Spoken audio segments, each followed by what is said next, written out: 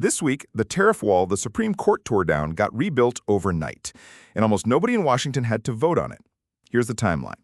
Back in February, the Supreme Court ruled 6-3 that Trump's sweeping tariffs were unconstitutional.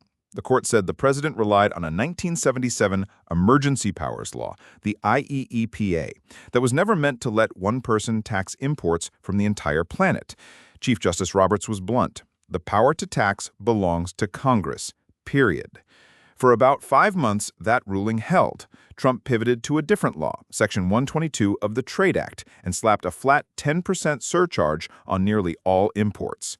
But that law has a built-in leash. It expires after 150 days unless Congress votes to extend it. Congress never voted. And today, that 10% global tariff expired at 12:01 Eastern. In the exact same instant, the administration flipped on a new set of tariffs, 10 to 12.5% on goods from 60 countries, including the European Union and China, using yet another law, Section 301, this time justified by forced labor enforcement claims. Reuters reports these new duties now cover 99.4% of everything the United States imports. Think about what just happened. 3 different legal justifications, 1 emergency law, 1 trade deficit law, 1 forced labor law, and the tariff wall never actually came down. It just changed its legal disguise every time a court or a countdown clock got in the way. And it's not just the global rate. This week alone, the administration used Section 338 of a 1930 law, the Smoot-Hawley Tariff Act, a provision that has never been used before in American history, to slap 50% duties on Canadian autos, dairy, and alcohol. Here's why Congress matters in the story and why they're sitting it out. The midterms are 4 months away. Multiple lawmakers in both parties do not want their name attached to a vote that could raise prices in their own district right before an election.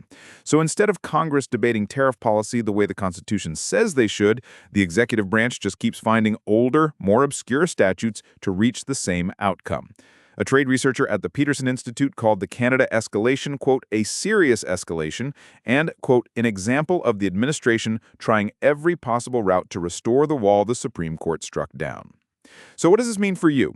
Economists at Yale's Budget Lab already pegged the effective tariff rate at the highest level since 1933 and estimated an extra $2,400 a year in costs for the average household from the tariffs that already existed before this week. Clothing, shoes, cars, and now specifically Canadian dairy and alcohol are the categories to watch. And with 99% of imports now covered by some layer of tariff, there is very little left that's actually untouched. The bigger question isn't whether prices tick up. Economists across the spectrum agree they will. The bigger question is whether the branch of government the Constitution actually gave the power to tax, Congress, ever reclaims it, or whether it just keeps handing the White House a new legal loophole every time the old one expires. If you want the receipts on every law cited here, they're linked in the description. Subscribe for the next update when this inevitably ends up back in court.